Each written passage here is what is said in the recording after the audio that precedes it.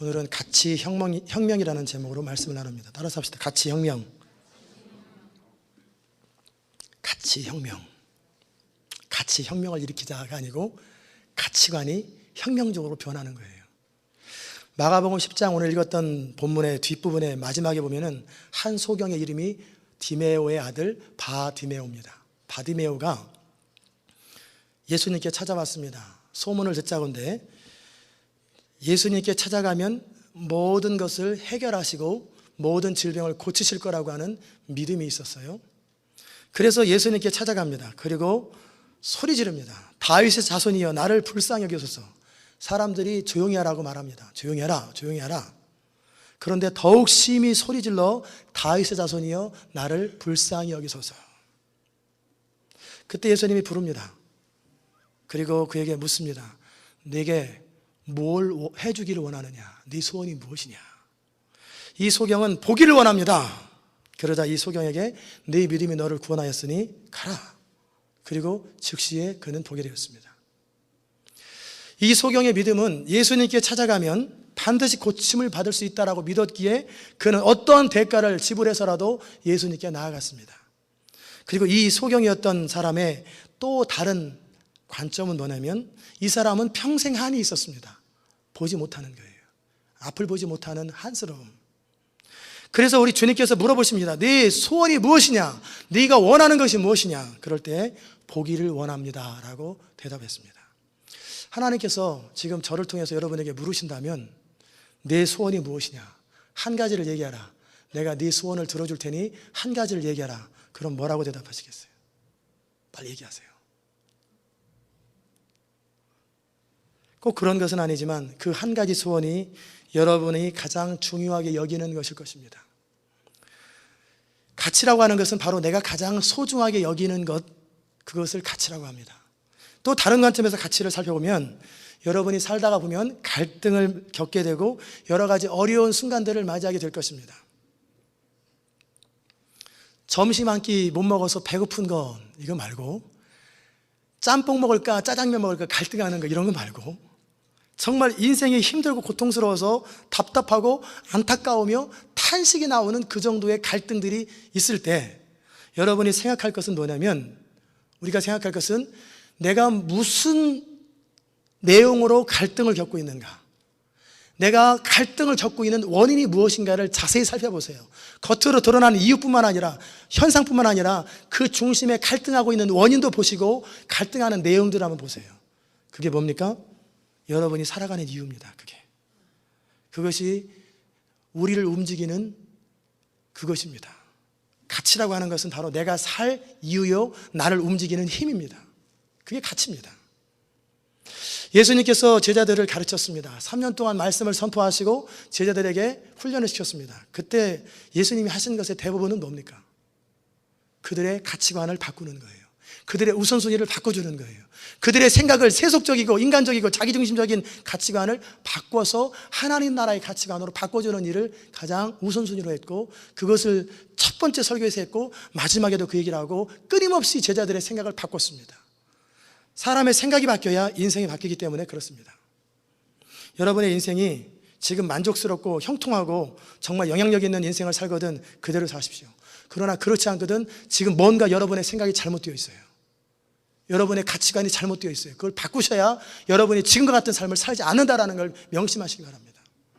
저는 오늘 여러분과 함께 가치 혁명이라고 하는 제목으로 말씀을 나눌 때 도대체 어떻게 가치를 혁명해야 되는가, 그 부분을 나눌 것입니다. 그 첫 번째는 뭐냐면 하나님 나라의 가치. 하나님 나라의 가치. 그것은 우리의 이기심을 넘어선 섬김의 삶이라는 것입니다. 바리새인들이 예수님께 찾아와서 시험하려고 질문했습니다. 사람이 아내를 버리는 것이 옳습니까? 예수님은 너희는 어떻게 생각하느냐? 모세는 너희에게 뭐라고 말했느냐? 너네들이 율법을 소중히 여기는 바리새인인데 모세는 뭐라고 말했느냐? 그럴 때 모세는 이혼 증서를 써주면 이혼할 수 있다고, 그렇게 우리식으로 얘기하면 법정 이혼을 하고 이렇게 이혼 서류를 하면 이혼할 수 있다라고 가르쳐줬습니다. 그럴 때 우리 주님이 말씀하셨습니다. 그것은 너희 마음이 완악하기 때문에 그나마라도 이스라엘 관습으로는 이혼 증서를 내주지 않으면 그 사람은, 그 여자는 아무 일도 못합니다. 아무것도 먹지 못하고 굶어 죽게 돼 있습니다. 다른 사람에게 시집도 못 갑니다. 그렇기 때문에 최소한 그 여인의 삶을 위해서 그것을 말하는 것이지 원래 그건 하나님의 뜻이 아니라는 거예요.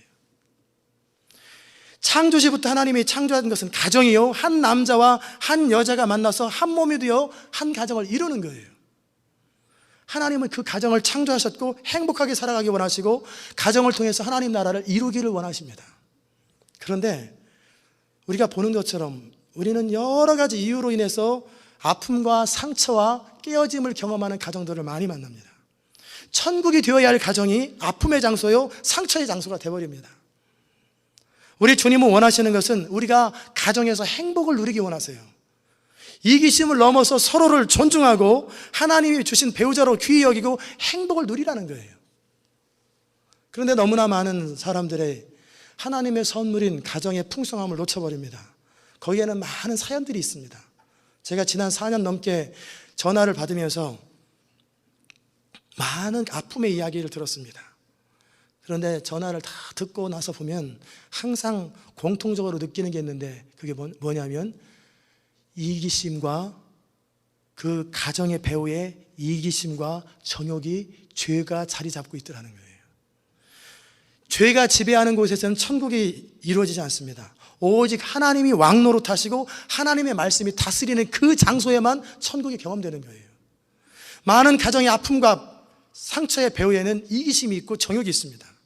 고통을 주고 상처를 주는 건 그것은 죄입니다. 우리가 하나님 나라의 가치관을 가지고 살아갈 때, 정말 하나님이 다스리고 하나님이 왕노릇하시는 그런 인생을 살아갈 때만 우리는 풍성한 결혼생활, 풍성한 가정생활을 누릴 수 있는 것을 여러분이 명심하시기 바랍니다. 하나님 나라의 가치관은 하나님이 주인 되시고 우리의 이기심을 넘어서서 서로 사랑하며 존중하고 섬기는 삶의 태도를 가지고 있을 때 이루어지는 것입니다. 우리는 다른 사람이 내 등을 긁어주는 걸 좋아합니다. 그러나 우리가 다른 사람의 등을 긁어주는 건 귀찮아합니다. 그렇죠?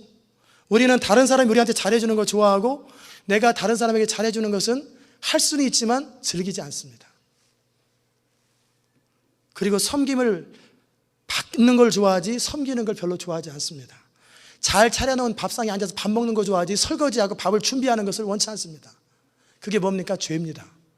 그게 이기심이에요. 진정한 행복한 관계를 누리면 섬김의 가치관으로 바뀌어야 합니다. 각자 자기의 이기심이 주장하여 자기 욕구를 주장하고, 그것이 아니라 서로의 마음을 배려하고 말씀 안에서 서로의 욕구를 채워줄 때 우리는 행복한 가정을 누릴 수 있는 거예요. 우리의 가정이 행복한지 아닌지를 결정하는 그 핵심 요소는 뭐냐면 우리의 가정에 하나님이 주인인지 아닌지를 보면 됩니다. 많은 성도들의 가정, 믿는 자들의 가정 보면은 하나님이 주인이 아니에요. 애가 주인이에요. 하나님이 원하면 순종하지 않아도요, 애가 원하면 무조건 다 따라가요. 애 중심으로 갑니다. 그건 애가 주인입니다. 또 어떤 집은 부인이 주인입니다. 그래서 은근히 부인이 다 움직여요. 모든 걸 다 사로잡아서 움직이는 사람이 있어요. 그건 부인이 주인입니다. 또 어떤 집은 아주 독재적이고 남편이 소리 질러가면서 안 되면 밥상을 엎어서라도 자기 뜻대로 고집대로 하는 사람이 있습니다. 그래서 그 가정도 하나님이 주인이 아닙니다. 남편이 주인입니다. 그런 가정에는 천국이 없습니다. 전쟁터입니다. 눈치를 봅니다. 사는 날까지 사는 것 뿐입니다. 거기엔 행복이 없습니다. 정말 행복을 경험하려면 내 이기심을 넘어서고 하나님이 우리를 다스리는 것에 순종하는 거예요. 꼭 명심하십시오. 꼭 명심하십시오. 그런데 우리가 그렇게 섬김의 태도나 이기심을 넘어서는 삶의 태도를 갖추는 것은 쉽지 않습니다. 왜냐하면 우리 본능을 거스르는 거예요. 더욱이 믿는 자로서 믿지 않는 배우자와 살아가는 것은 몇 배나 힘이 듭니다. 말이 안 통합니다. 그러나 우리는 하나님 나라를 추구하는 사람들입니다. 아멘. 하나님 나라를 추구하는 사람이에요. 그것을 위해서 선교도 하고 전도도 합니다. 선교가 뭡니까? 우리와 문화가 다르고 음식이 다르고 모든 환경이 다른 그곳에 가서 그 영혼을 건지기 위해서 모든 걸 참고 모든 걸 믿고 모든 걸 견디는 게 선교예요. 그렇죠? 맞습니까? 맞아요, 안 맞아요? 그곳에서 그 사람들을 주께로 돌아오기 위해서 견딜 수 있는 모든 것을 다 견디는 거예요. 허드슨 테일러가 중국을 선교할 적에 크리스마스라고 영국에서 케이크 왔습니다. 그러나 먹는 걸 거절했습니다. 내가 수년 동안 중국의 문화에 적응하고 중국의 음식에 길들여졌는데, 내가 중국 사람이 되기로 작정했는데 이 케이크를 먹으면서 내 마음에 다시금 영국 음식을 그리워하는 마음이 생길까 봐 나는 거절한다. 이게 선교사입니다. 유대인에게는 유대인처럼, 헬라인에게는 헬라인처럼, 야만인에게는 야만인처럼 행동하여서 그들을 섬기는 게 선교예요. 그렇게 살아감으로 그 한 영혼이라도 주께로 돌아오는 것, 그것을 기쁨으로 여기고 그것을 행복으로 여기는 게 선교적인 삶이요, 선교사의 삶입니다. 그렇다면 우리는 실제 우리의 사랑하는 가정에서 선교적인 삶을 사는 것은 마땅합니다. 우리가 오직 하나님 나라와 영광을 위하여 선교하는 교회, 선교에 대해서 말을 하면서 실제 진짜 해야 될 선교는 뭐냐면 지금 선교 현장이라고 생각하고 여러분의 가정과 삶 속에서 선교를 연습하십시오. 내 사랑하는 아내와 사랑하는 남편과 아이들과 부모조차도 함부로 하는 사람이 무슨 선교지에 가서 선교를 합니까? 수틀리면 다 그만둬 버리지. 그리고 집으로 와버립니다. 그렇잖아요. 나랑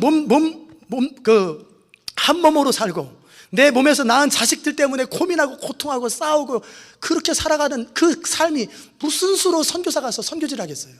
불가능한 얘기입니다. 그렇게 선교를 나가기 전에 가정을 먼저 천국으로 만드십시오. 그게 첫 번째입니다. 동의하시면 아멘 하시기 바랍니다. 정말 그건 중요해요.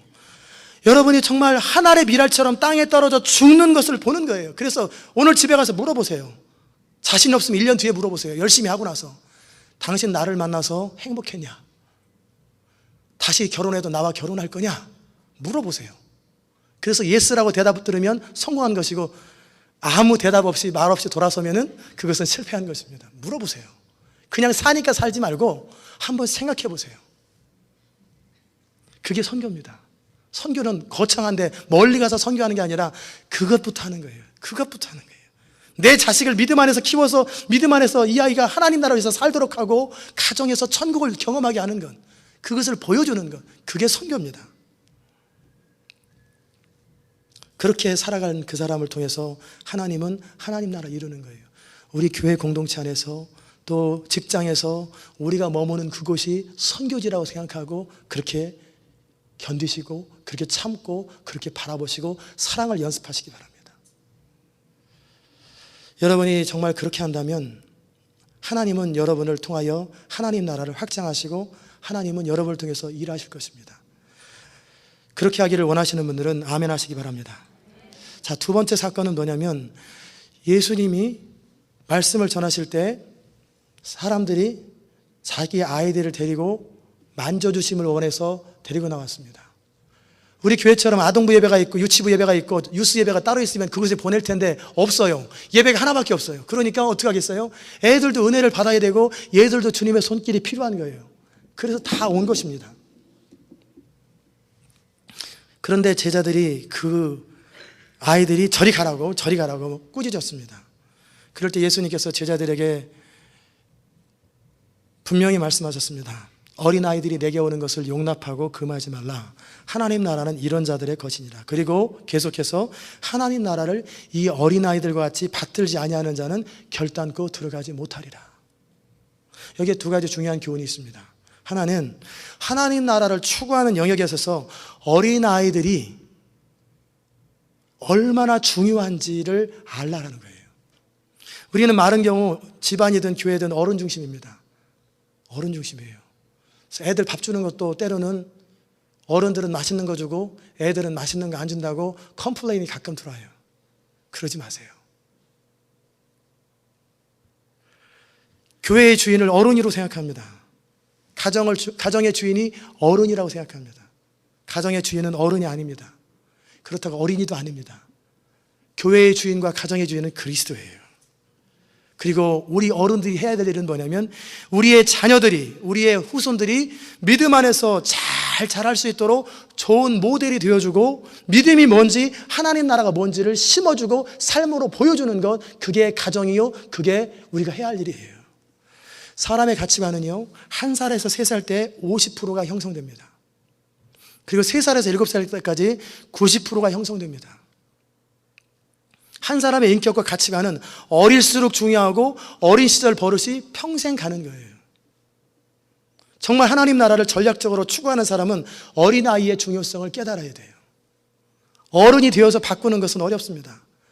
100번을 말해도 또 딴 얘기하고 딴 생각합니다.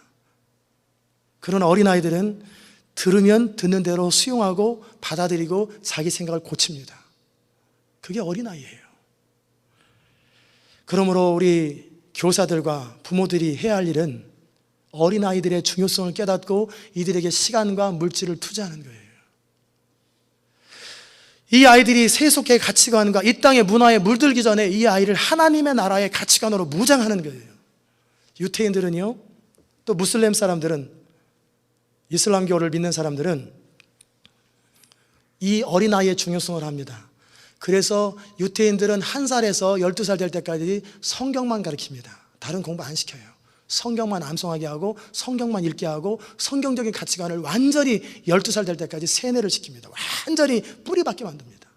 무슬림은 어떻게 하냐면 1살에서 18살 때까지 철저하게 그들의 신앙을 교육시킵니다. 철저하게 교육시킵니다. 그리고 전 세계 어디다 풀어놔도 그들은 그들의 신앙을 부인하지 않습니다. 그러나 교회는 어떻습니까? 우리 크리스찬들은 어떻습니까? 더더욱이 이민자들은 어떻습니까? 어린아이들일수록 무방비예요. 먹고 살기 위해서 아이들을 남한테 맡겼는데 그 사람이 누군지 몰라요. 그 사람의 자라온 환경이나 배경이나 문화가, 그 사람의 믿음이 뭔지, 그 사람 안에는 쓴뿌리가 뭔지 몰라요. 그냥 맡겨놓습니다. 그리고 우리는 돈 벌러 가고 돈 벌어서 나중에 얘들 커가면 보상해 줍니다. 맛있는 거 사주고 뭐 사주고. 그러다가 애들이 좀 크면 학교 맡기고, 그러다 좀 더 크면 컴퓨터와 텔레비전과 세상 문화에 맡기고, 그리고 나서 그들이 바로 자라주기를 기다립니다. 불가능합니다. 불가능해요. 여러분이 순종하실지 안 하실지는 모르겠어요. 그러나 여러분의 아이가 어리거든, 적어도 7살이 안 됐거든, 부인들은 집에서 아이를 돌보시면 좋겠어요. 정말 그랬으면 좋겠어요. 집을 줄이세요. 지금 30만 불짜리 살고 있으면 10만 불짜리로 줄이세요. 아니면 아파트에 사세요. 적어도 5년 이상 그렇게 살 각오를 하세요. 돈을 줄이고 세이빙 해가지고 쓸데없는 데 지출하지 말고 돈을 안 벌면 되잖아요. 안 벌고 안 쓰면 되잖아요. 그래서 그 아이가 1살 때부터 7살 때까지 그 옆에 있어주는 거예요. 그래서 교육시켜주고 하나님 말씀으로 가르치는 거예요. 집에 있으면 더 스트레스를 주지 말고, 애랑 맨날 싸우고 지지고 볶아가지고 나는 우리 아버지처럼 절대 안 된다, 그걸 완전히 세뇌를 시키지 말고 정말 이 아이를 하나님의 말씀으로 잘 가르치고 양육하고 세우세요. 정말 중요합니다. 그러나 불가능하거든 정말 기도하세요. 자녀들의 선생님들을 위해서 기도하고 아이를 맡고 있는 사람들에게, 그리고 아무한테나 맡기지 마세요. 분명히 확인하세요. 확인하고 맡기세요. 특별히 여러분의 아이들의 초등학교 선생님, 중학교 선생님들을 위해서 기도하세요. 기도하지 않고 무슨 대책으로 맡기겠어요? 기도하세요. 기도를 통해서 커버를 해줘야 돼요. 모든 것에는 다 시기가 있습니다. 부모로서 아이를 사랑한다고 말만 하지 너무나 무지합니다. 너무나 대책 없이 아이를 키우고 애들이 나중에 말 안 듣고 말썽 부리면 그걸 다 누구를 원망할지 몰라요. 원망해도 소용이 없어요. 다 그때그때마다 시기가 있고 배움의 단계들이 있고 그때그때마다 얻고 성숙해야 될 과정들이 있는 거예요. 정말 그렇게 우리 아이들이 믿음 안에서 자라고 이 시대 요셉처럼 자라고 다니엘처럼 자라고 그리고 다윗처럼 자라게 될 때 얼마나 위대한 아이들이 되겠어요. 제가 여러분이 심하게 부담을 느끼는 줄 알고 소망을 하나 드립니다. 그래도 물론 큰 위로는 안 될 거예요. 요셉도 집에서 자라지 않았습니다. 그러나 12살은 넘어서 집을 떠났습니다. 다니엘도 포로로 잡혀갔습니다. 그러나 10살은 넘어서 잡혀갔습니다. 어쨌든 우리가 때로 손이 미치지 않는 곳에 아이들이 있다 할지라도 그 아이들을 놓고 끊임없이 기도해주고 그 아이들을 축복할 때 하나님의 손이, 성령이 그들을 다스리시고 이끄신다는 것을 위로 삼으시기를 바랍니다. 두 번째, 어린아이에 대한 부분에서 중요한 것은 어린아이들처럼 하나님 나라를 받들라는 거예요. 이건 어른들을 향한 경고입니다. 어린아이처럼 하나님 나라를 받들라고 주님은 분명히 말씀하셨어요. 어린아이들은 그대로 받들고 그대로 수용합니다. 그러나 어른들은 하나님의 말씀이 선포되어도 가르쳐져도 자기가 그동안 가져왔던 생각과 가치관과 맞아야지 되고, 그렇지 않으면 재해석해버립니다. 다 좋은 얘기지 그렇게 되나?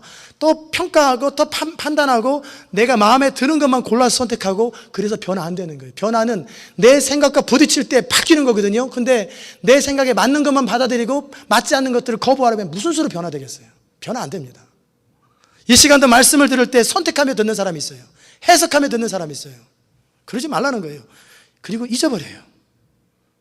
날마다 말씀을 듣지만 여전히 이기적으로 살아가고 적용하지 아니하고 내 삶으로 순종하지 않는다면 우리는 가치관이 바뀌지 않습니다.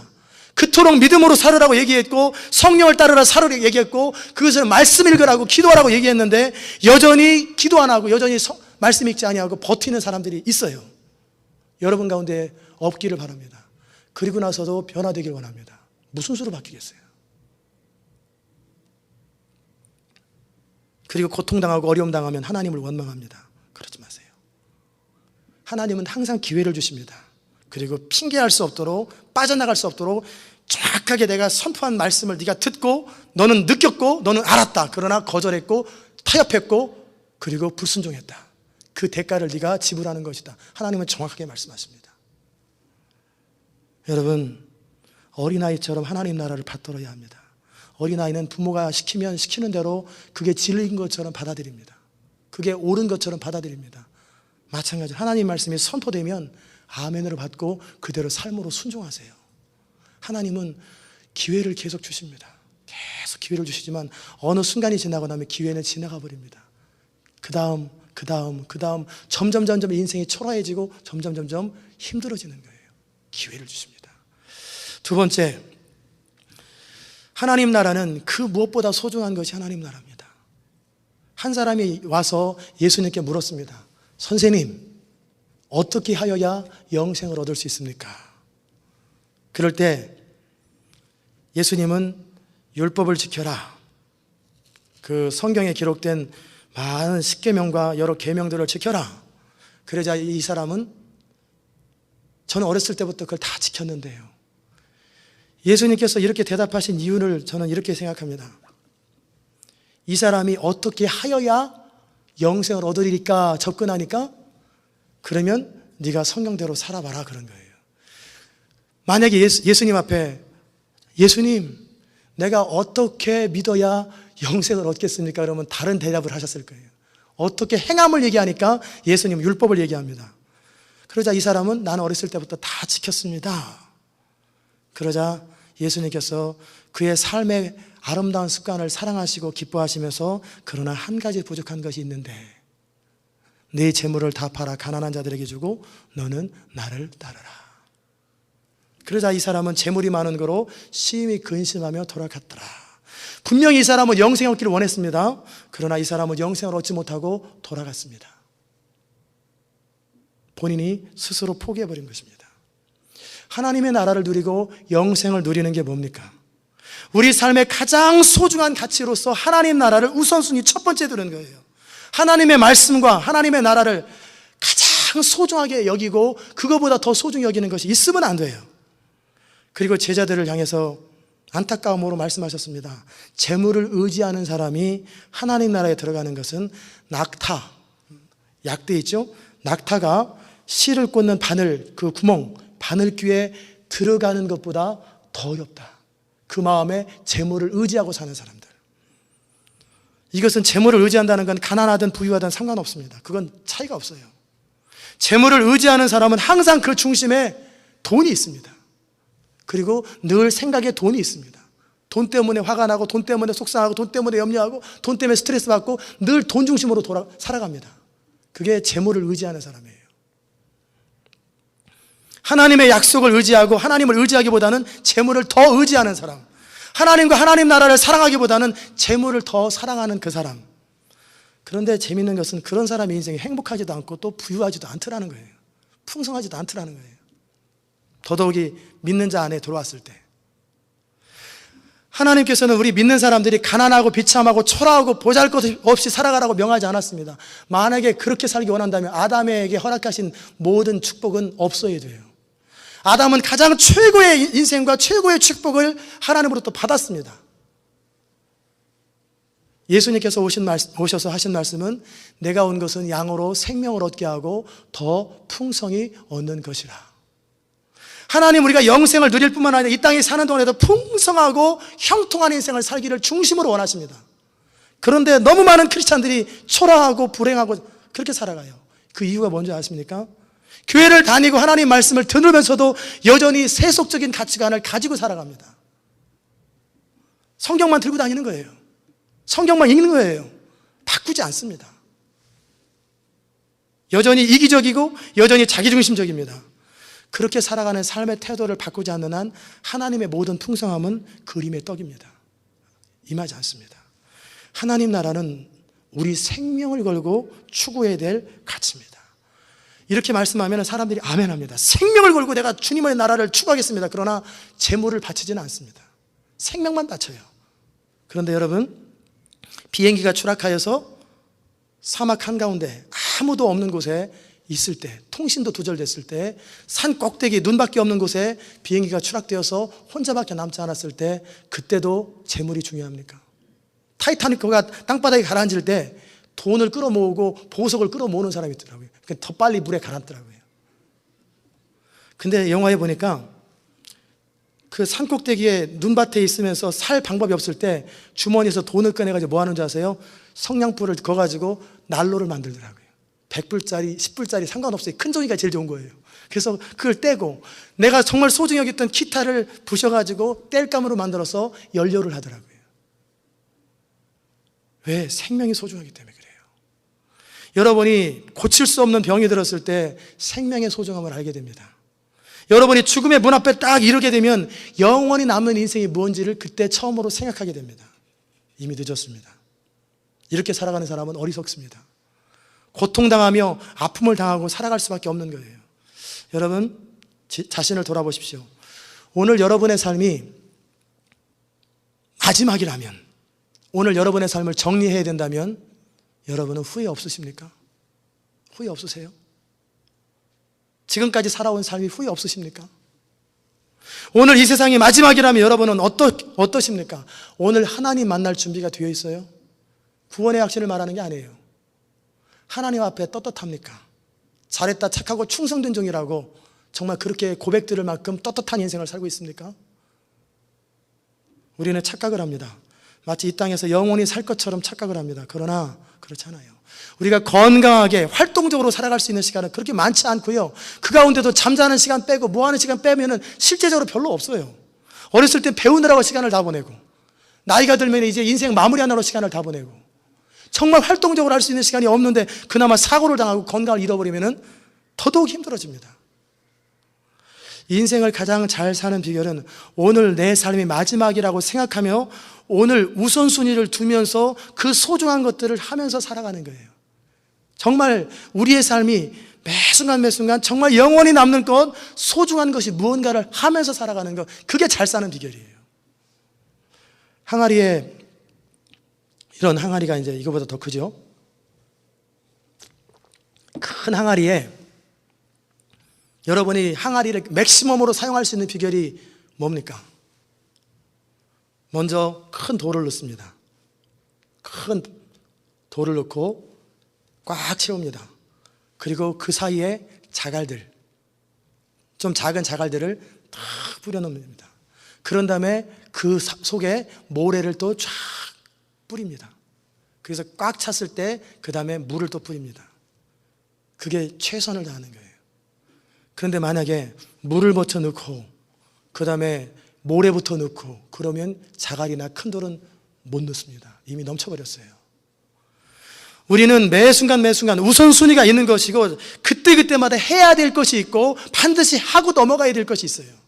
그 중요한 것을 놓쳐버렸을 때 우리 인생은 베스트의 인생을 살지 못합니다. 하나님은 우리 모두에게 동일한 시간을 주었고 베스트를 사용하기 원하세요. 그런데 많은 사람들이 바쁘게 살고 허둥지둥 살고 이리 뛰고 저리 뛰고 사는데 정말 중요한 것을 하지 않고 살아요. 그러니까 어떻게 살아갑니까? 돌아보면 남는 거 없어요. 지난 10년간 여러분 뭐 남으셨어요? 그렇죠? 먹고 산 거 말고 돈을 모으셨습니까? 건강이 더 좋아졌습니까? 가족과의 관계가 화목해지셨습니까? 10년 동안 뭘 모으셨어요? 바쁘기만 살았지, 아침부터 저녁까지 수고만 했지, 맨날 남는 것도 없이 이리 뛰고 저리 뛰고 이리 뛰고 저리 뛰고 해봐야 시간만 지나갔어요. 근데 앞으로 또 그렇게 살 거예요. 그나마 이제 10년 더 지나가면 이제 나이가 더 듭니다. 그리고 힘이 없어지고 누가 대주는 사람도 없고, 이제 미국의 소셜 텍스는 조만간에 끝납니다. 그리고 우리는 혜택 못 받는 게 그냥 어른들만 대주고 끝나는 거예요. 그럼 여러분 어떻게 하시겠어요? 예수님께서는 그러기에 우리 인생을 정말 잘 사는 비결이 있다라는 거예요. 하나님의 나라와 그의 의를 먼저 추구하라는 거예요. 이 부자 청년은 영생을 얻기 원하면서도 여전히 그 중심에 재물이 우선순위가 있어요. 여러분, 왜 예수님께서 이 부자 청년에게 재물 얘기를 했는지 아세요? 그 청년은 재물이 우상이었고 가장 소중했기 때문에 그랬어요. 동일하게 어떤 사람에게는 자식이 우상인 사람이 있어요. 자식이 가장 소중하고, 어떤 사람은 자존심을, 자기 체면과 자기 명예를 가장 소중히 여기는 사람이 있어요. 자기 꿈과 자기 야망을 소중히 여기는 사람이 있어요. 그러나 그런 것들을 다 내려놔야 새로운 길이 열립니다. 그런 것들을 다 내려놓으십시오. 그런다고 얻어지는 거 아니에요. 아침부터 저녁까지 수고한다고 얻어지는 게 아니고, 여호와께서 지키지 아니하신 파수꾼의 경성함이 헛되고요, 하나님께서 여러분과 함께하지 않으시면 여러분이 모은다고 모아지는 거 아니에요. 하나님의 나라는 그렇게 얻어지는 게 아니라 우리 인생의 전부를 거는 거예요. 전 존재를 거는 거예요. 우리의 가장 소중한 것까지도 내려놓지 아니하면, 우리의 전부가 투자되지 않고는 하나님 나라는 결단코 한 가지만 모자라도 안 됩니다. 다 드렸는데요, 한 가지만 빠졌는데도 그래도 너는 천국의 탈락이다. 전부를 드려야 합니다. 즉, 우리 일부가 아니라 우리 인생의 주도권과 우리 인생의 전부를 다 드리고 나면 본인이 압니다. 내가 헌신되었는지 안 되었는지 본인이 스스로 합니다. 그리고 그런 사람의 인생은 드디어 형통하기 시작합니다. 풀리기 시작합니다. 꼭 명심하십시오. 하나님 나라를 추구한다는 것은 예수님과 그분의 말씀을 우리 생명보다 소중히 여기고 전부를 거는 거예요. 하나님께서 우리 삶의 주인이 되시고 다스린다면 하나님 나라가 이루어지는 거예요. 그러기에 우리 주님은 분명히 말씀하십니다. 나와 복음을 위하여 집이나 형제나 자매나 어미나 아비나 자식이나 전토를 벌인 자는, 여러분 그런 적 있으십니까? 한 번도 우선순위 때문에 집이나 형제나 자매나 아비나 어미나 자식이나 땅을 포기해버린 적 있으십니까? 저는 다 해봤습니다. 이거 다 해봤어요. 부모를 버려본 적도 있고 전 재산을 포기한 적도 있고 다 해봤습니다. 여러분이 정말 하나님을 사랑한다면 이것을 다 버리는 거예요. 그럼 어떻게 하신다 그랬어요? 우리가 살고 있는 이 땅에서 우리가 버린 것을 100배나 받는다는 거예요. 그럼 야, 남편도 100명이네, 부인도 100명이네. 그게 아니고 남편과의 관계가 더 행복해지고 더 풍성해지고 자식들이 100명으로 늘어나는 게 아니라 자식들이 형통함과 풍성함을 누리게 될 것이고, 여러분이 재산이야 뭐 100배로 늘어나도 상관없지요. 왜? 그거는 뭐 성경이 어긋난 거 아니니까. 여러분이 하나님 나라를 위해서 드렸던 모든 것에 100배를 얻는다고 했되 핍박을 겸하여 얻는다고 돼 있어요. 그 이유는 뭐냐면 여러분이 그렇게 살아가면 주변 사람들이 여러분을 핍박하게 돼 있어요. 그럼에도 불구하고 하나님 나라를 소중히 여기는 사람은 그렇게 이 땅에서도 얻고 영생을 얻지 못할 자가 없다고 되어 있습니다. 한번 돌아보세요. 그렇게 해본 적이 있었는지, 여러분의 전부를 하나님께 드려본 적이 있었는지. 하나님 나라는 그저 대충 추구하는 게 아니에요. 우리의 전부를 거는 거예요. 그렇게 살아가는 사람이 많지 않기 때문에 우리 주님은 경고하셨습니다. 그러나 먼저 된 자로 나중되고 나중된 자로 먼저 될 자가 많으니라. 이게 하나님 나라 원리예요. 먼저 교회 나오고 먼저 예수 믿고 먼저 제자 훈련 받았다고 그 사람이 먼저 쓰임 받는 거 아니에요. 얼마나 자신의 전부를 빨리 주님께 드리고 하나님의 주권을 얼마나 빨리 인정하느냐. 빨리 인정한 사람은 한 살이라도 덜 먹었을 때, 적게 먹었을 때 빨리 하나님의 주권을 확실히 인정하는 사람은 빨리 쓰임 받고 빨리 능력 있는 사람이 되는 거예요. 예수님께서 이 땅에 하나님 나라를 선포하고 죽으시러 이 땅에 오셨어요. 그러면서 하나님의 교회에 축복하십니다. 그리고 여러분과 저에게 교회 비전을 주시면서 그 비전과 함께 우리를 사용하기 원하세요. 누구를 사용하시겠습니까? 하나님 나라를 위해서 올인한 사람들, 다 드린 사람들을 사용하는 거예요. 그 사람이 사업가면 사업의 기름 부음이 임합니다. 그래서 그가 손 대는 것마다 형통하게 되어 있고 돕는 자가 모이게 되어 있습니다. 그가 무슨 일을 하든지 그의 인생을 하나님께서 형통하게 하시는 것입니다. 왜? 그래야 하나님 나라가 이루어지기 때문에 그래요. 그런데 많은 사람들은 예수를 믿는다고 하면서 제자들처럼 똑같이 하나님 나라를 오해합니다. 그리고 뭔지 몰라요. 예수님은 이 땅에 내가 죽으러 왔다고 말씀하시면서 우리가 지금 예루살렘으로 올라가지 않느냐?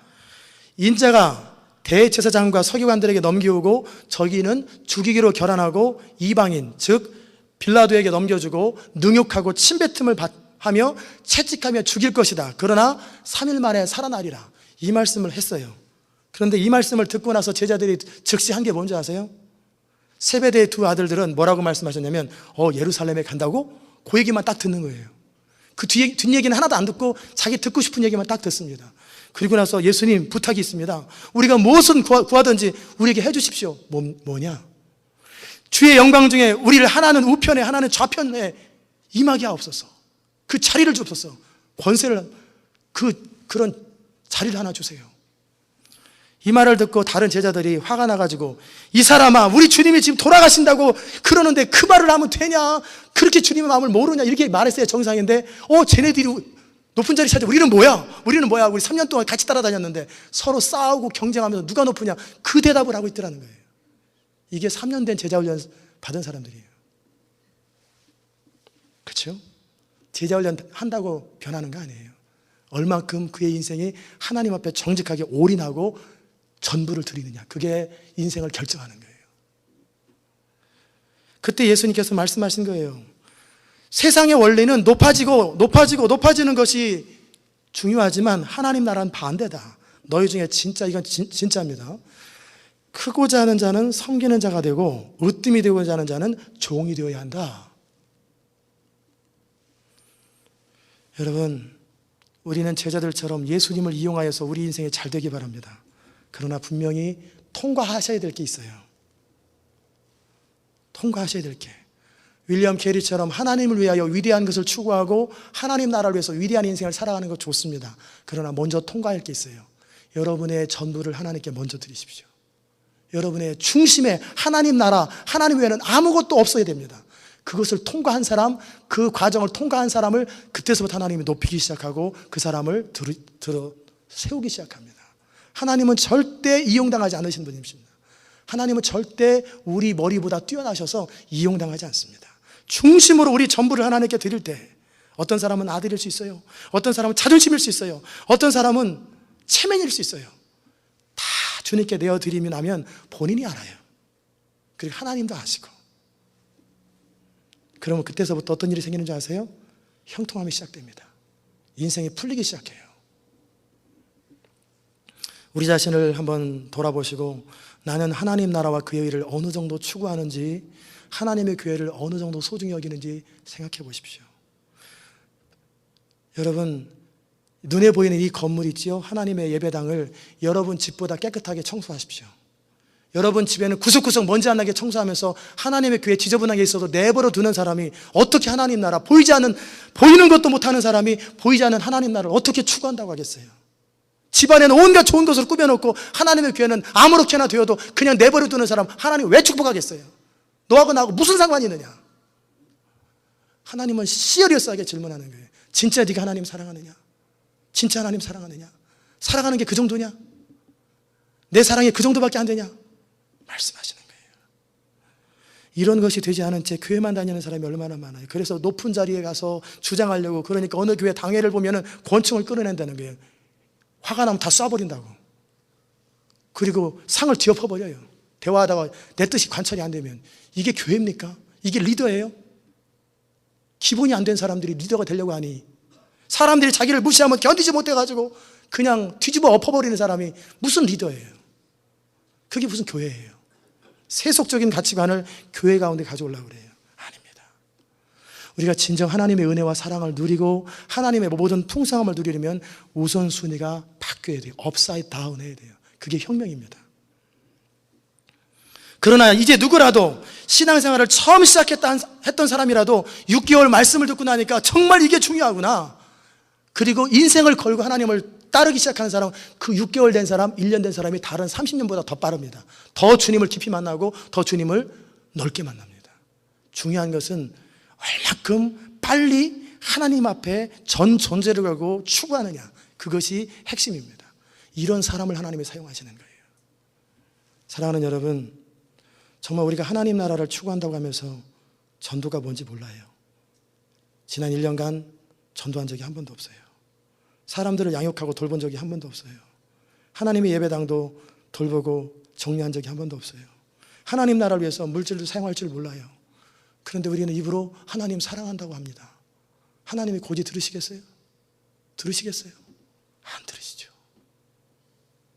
하나님 나라는 머리로 추구하는 것도 아니고 입으로 추구하는 게 아니라 삶으로 추구하고 생명을 걸고 추구하는 거예요. 구체적인 실천이 있으면서 하나님 나라를 추구하는 거예요. 어떤 사람들은 고민을 합니다. 목사님, 11절을 시험 들지 마십시오. 또 이런 얘기하면 또 시험 들어요. 11절을 순수익으로 해야 됩니까? 총수익으로 해야 됩니까? 또 11절을 해야 됩니까? 말아야 됩니까? 이런 고민은 안 하지만, 못해서 탈이지만, 이런 거 가지고 고민할 때 고민하지 마시고 차라리 10의 2조를 드리세요. 그러면 속 편하잖아요. 근데 돈 아까운 생각이 들면 10의 3조를 드리세요. 그러면 되잖아요. 그런 거 가지고 고민하는 것 자체가 얼마나 우리 속에 하나님의 나라에 대해서 관심이 없는지를 보여주는 거예요. 하나님 나라를 위해서 시간을 드리는 것, 하나님의 교회를 위해서 시간을 드리는 것이 문득문득 아깝게 느껴지거든 2배로 시간을 드리세요. 성경 읽는 시간이, 기도하는 시간이 아깝게 느껴지거든 이 시간에 고객 한 사람 더 만나는 게 더 낫다고 생각되거든 의도적으로 성경을 2배로 읽으세요. 시간을 2배로 사용해서 기도가 안 돼도 무릎 꿇고 계세요. 그 사람이 하나님을 먼저 경험합니다. 여러분, 하나님이 높으셔야 여러분이 높아져요. 하나님이 여러분을 축복하셔야 여러분이 축복되는 거예요. 내 노력으로 몸부림해봐야 우리는 별 일 없어요. 우리가 정말 하나님이 모아주지 아니하시면 우리의 재물은 모이지 않고요. 우리가 시간을 하나님께서 돌봐주지 않으면 우리 시간은 엉뚱한데 바쁘게만 돌아다니지 실제적으로 정말 해야 할 일을 못하고 시간만 가게 되는 거예요. 엉뚱한 대로 낭비되는 거예요. 하나님의 말씀을 묵상하고 기도할 때 우리 삶을 가장 효율적이 되는데 그 비밀을 모르니까 묵상 안 하고 말씀 안 읽고 기도 안 하니까 맨날 고민하면서 살아요. 잠자리 들어도 엉뚱한 꿈이나 꾸고 맨날 딴 생각이나 들으니까 자도 피곤하고 또 피곤하고 또 피곤해. 그게 왜 그래요? 할 때 하지, 안 하고 나서 나중에 하나님 원망하지 마시고 정말 하십시오. 이제 저는 담임 목사로서 여러분에게 진짜 부탁합니다. 그만 고생하세요. 제발 그만 좀 고생하세요. 더 이상 방황 좀 그만하세요. 이제 지난 수십 년 방황했으면 됐잖아요. 이제는 그만하시고, 또 여러분 가운데 하나님이 나를 연단한다고, 인생이 안 풀리면 하나님이 나를 연단한다고 제발 착각 좀 하지 마세요. 무슨 연단은 하나님 말씀으로도 연단하실 수 있고 좋은 방법으로 연단할 수 있어요. 그러면 연단이라는 단어를 굳이 사용한다면 이렇게 할 수 있어요. 여러분 중심에서 우선순위가 바뀔 때까지가 연단이에요. 여러분의 중심에서 하나님이 최고가 되고 하나님이 가장 존귀한 분이 되고 하나님 말씀하시면 목숨까지 걸 만큼 우선순위가 잡힐 그때까지 연단이라면 연단이죠. 그러나 빨리 그 시간이 지나가면 돼요. 정말 우리가 정말 믿고 의지하는 순서가 바뀌는 기간이 연단의 기간이에요. 제 인생도 동일합니다. 저는 제가 다 체험해봤고, 그리고 저만 체험해본 주관적인 경험이 아니라 많은 책을 통해서, 성경을 통해서 다 정리하고 연구한 이야기를 제가 설교를 드리는 거예요. 저도 하나님 나라를 제 중심에서부터 추구하기 전까지는 인생이 되는 일이 없었어요. 안 풀려요. 그나마 안 믿고 내 힘으로 악이다 깡이다 살 때는 그나마 됐는데, 예수를 의지한다고 말하면서 하나님 나라를 중심으로 추구하지 않으니까 안 풀려요. 그리고 하나님 나라에서 머리로 알고 입으로 고백해도 안 풀려요. 언제 풀리는 줄 아세요? 내 마음으로 하나님 나라를 확실하게 이해하고 삶으로 하나님 나라가 실현될 때, 진짜 하나님이 나의 인생의 주인 되면서 그분이 원하시는 대로 살기 시작하니까 인생이 실타래처럼 그냥 풀리면서 너무나 저절로 되는 거예요. 너무나 쉽게 되고요. 내가 할 수 없으면 돕는 자가 계속 모이고 필요한 것들이 공급되고 저절로 돼요. 여러분 꼭 명심하십시오. 지금 인생에 후회 없고 만족스럽고 너무너무 영광스럽거든 계속 그렇게 사세요. 그러나 그렇지 않거든 하나님 나라 가치로 바꾸시되 그냥 조금씩 애드하지 말고 혁명적으로 바꾸세요. 믿자야 본전이에요. 그냥 확실하게 한번 해보세요. 그럼 어떤 일이 생기나. 그렇게 한번 목숨 한번 걸어보시고 여러분이 정말 삶으로 한번 그렇게 해보십시오. 물질로도 한번 그렇게 해보십시오. 어떤 일이 생기나. 그래서 하나님을 경험해야지 하나님 나라는 입으로 절대 알 수 없고 지식으로 절대 알 수 없습니다. 삶으로 알고 경험해야만이 누릴 수 있는 것이 하나님의 나라요, 내가 직접 하나님 나라를 위해서 내 자신을 드려야만이 그 하나님의 모든 풍성한 것으로 채워지고 돕고 형통한 것이 뭔지를 실제 체험으로 하는 거지 머리로 하는 게 아니에요. 사랑하는 여러분, 여러분의 가치관을 하나님 나라 가치로 혁명적으로 바꾸시기를 주의 이름으로 축원합니다. 가치관을 바꾸는 것은 인생을 바꾸는 거예요. 가치관을 바꿀 때 인생이 바뀌기 때문에 공산주의도 가치관입니다. 자본주의도 가치관입니다. 마찬가지로 불교도, 유교도, 무속종교도 다 가치관이고, 돈 중심의 삶도 가치관이고, 내가 지금까지 배웠던 삶의 틀을 가지고 살아가는 것도 가치관입니다. 이 모든 가치관을 바꿔야 돼요. 성경적이지 않으면 다 끊어버려야 돼요. 바울은 분명하게 말합니다. 이 세대를 본받지 말고 마음을 새롭게 함으로 변화를 받아 하나님의 선하시고 온전하시고 기뻐하신 뜻이 무엇인지 분별하도록 하라. 사랑하는 여러분, 이제 우리 고생 그만합시다. 여러분 고생하면 좋을 게 뭐가 있어요? 이 교회도 힘들고 우리도 힘들고 다 힘들잖아요. 이제 고생 그만하시고 연단 그만 받으시고, 연단 받는 거 안 좋잖아요. 연단은 하나님이 정한 기간이 있어서 연단되는 게 아니라 내 마음이 바뀌면 연단이 끝나는 거예요. 진짜 제가 그랬어요. 딱 제 중심을 바꾸고 하나님 앞에 항복하기 시작하니까 바로 그 주간부터 인생이 풀리더라고요. 바로 그 주간부터예요. 연단 그만 받으세요. 중심을 바꾸세요. 정말 그리스도가 여러분의 왕노릇 하시고 중심으로 하나님이 여러분의 주인 되게 하세요. 그러면 여러분의 인생은 풀리기 시작합니다. 그리고 형통하기 시작해요. 제발 계산하지 마세요. 제발 따지지 마세요. 그리고 하나님 앞에 후히 주시고 베푸시고 우리 생각하는 것 이상으로 넘치게 하실 그 하나님 앞에 완전함으로 나가세요. 완전함으로 나가세요. 이 축복이 넘치시기를 주의 이름으로 축원합니다. 기도하십시다. 하나님, 예수를 믿는데 왜 이렇게 인생이 안 풀리는지요? 성경을 공부하고 기도하는데 왜 이렇게 인생이 안 풀리는지요? 너희가 때를 쓰고 너희가 구하여도 얻지 못하는 것은 주님, 우리 중심이 잘못되었기 때문입니다. 그렇게 살다가 하나님이 도우시면 그래도 되는 줄 알까봐 하나님이 우리의 중심을 바꾸시는 오래된 인내의 시간을 하나님께서 가지시는 걸 우리가 압니다. 정말 우리 자신을 돌아보며 우리 중심이 바뀌게 하옵소서. 하나님 나라의 가치를 가지고 살게 하시고 우리 인생의 주님만이 진정한 주인이 될 수 있도록 매 순간마다 의사결정할 때 매 순간마다 하나님이 주인 되시는 그런 인생 될 수 있도록 은혜 베풀어 주시옵소서. 감사드리며 예수님의 귀하신 이름으로 기도드리옵나이다. 아멘. 다 자리 일어나시고 102장 함께 찬송하십시다.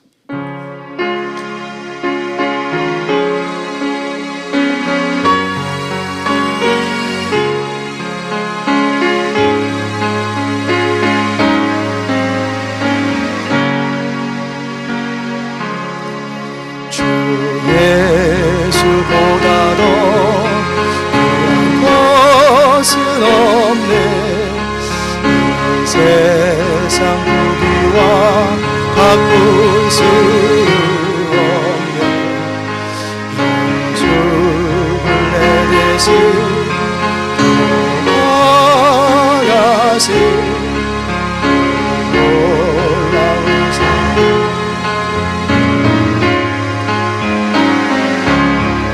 세상 즐거움 다 버리고 세상 자랑 다 버렸네.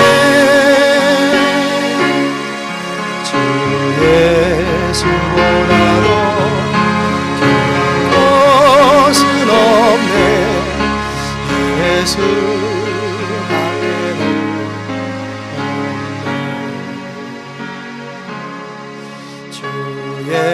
예수보다도 귀한 것은 없네. 이 세상 명예와 바꿀 수 없네.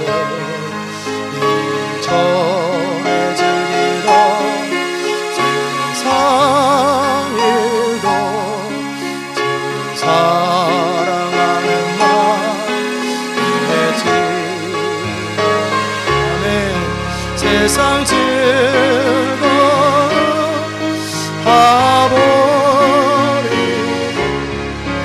세상 자랑 다 버렸네. 주 예수보다도 귀한 것은 없네.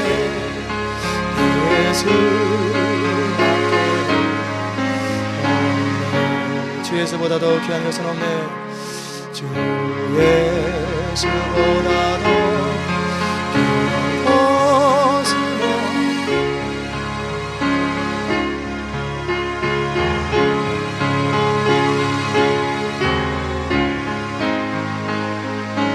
꽃과 빛나는 여와도 주 섬기는 내가 영원치